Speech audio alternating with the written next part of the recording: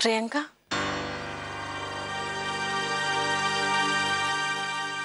जरा यहाँ आना, तुमसे कुछ बात करनी है। लीजिए, मैं आ गया। इनके मायके वालों ने मुझे इनके देखभाल के लिए तो भेजा। और मेहमानों को मेहमानों की तरह ही रहना चाहिए। सुशांत मेरे मेहमान है और मेरे मायके से आए हैं। तुम्हें कोई हक नहीं बनता उनसे इस तरह बात करने का। आप जानती हैं चंद्रप्रभा, हम अपनी बेटी के ससुराल में रहने के लिए क्यों राजी हो गए? क्योंकि आज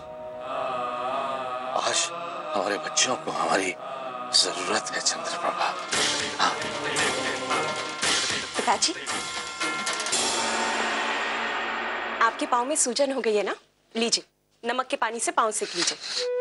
शुक्रिया बेटा। कनिका, अब तुम्हें एक बेटी की जिम्मेदारी भी निभानी है, क्योंकि तुम्हारे परिवार को इस वक्त एक बेटी की जरूरत है।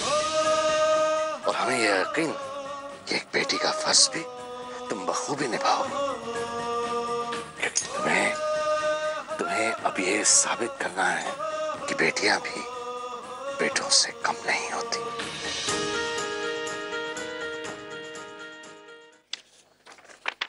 अरे भाभी। करण, मुझे तुमसे एक जरूरी बात करनी थी। कहिए। इस परिवार को लेकर जो भी तुम्हारे फ्यूचर प्लान्स हैं, बहुत अच्छे, लेकिन अच्छा होगा कि तुम मुझे उनसे दूरी रखो। क्यों? आज तक इस घर में मेरे साथ कुछ अच्छा हुआ नहीं है और बुरा होने के लिए कुछ बचा नहीं है। इसलिए मैंने ये फैसला कर लिया है कि मेरी जिंदगी के फैसले अब मैं दूसरों पर सौंप रही हूँ। और वैसे भी मैं इस घर में अब कुछ ही महीनों के लिए हूँ।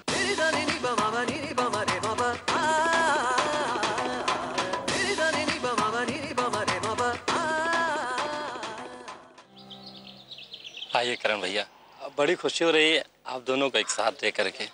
भगवान ये जोड़ी हमेशा बनाए रखें। पंडित जी, आपसे एक जरूरी बात करनी थी। ठीक है। दरअसल पंडित जी, हम चाहते हैं कि शली भाभी, प्रियंका भाभी और कनिका का घर फिर से बस जाए। एक तो तीनों ठहरी विधवा, ऊपर से प्रियंका और शैली जी को तो बच्चे भी हैं। इनके साथ तो कोई विधुर भी हाथ पकड़ने से इनकार कर देगा। वो पढ़ी लिखी हैं, घर संभालती हैं, बच्चों को संभालती हैं। भेदभाव कर रहे हैं आप। आपको एक बात मैं बता दूं पंडित जी, हमारे घर की बेटियां हर बात में और हर काम में किसी से भी कदम से कदम मिला के चल सकती हैं। चलो। रुकिए करण भैया, प्रभु मुझे क्षमा करें। आज तक कभी मैंने ऐसा सोचा ही नहीं। आज आप दोनों ने मुझे मेरी गलतियों का एहसास करा दिया। अब मैं भी आप दोनों के साथ में हूँ। तुम रुको, मैं गाड़ी लेके आता हूँ। हाँ।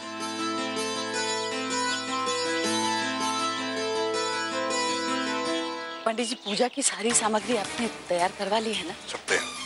देखिए, पूजा अच्छे से होनी चाहिए।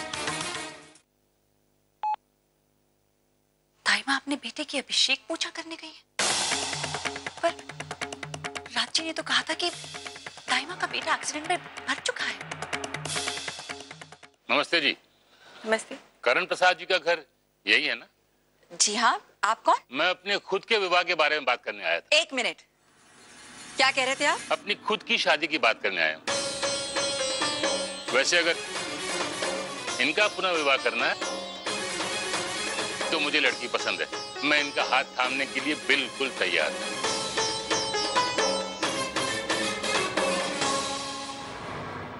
वाह वाह करण, वाह। आज तो तुम दोनों ने प्यार की और अपनेपन की मिसाल कायम कर दी है। क्या लड़का ढूंढे अपने घर की बहू की?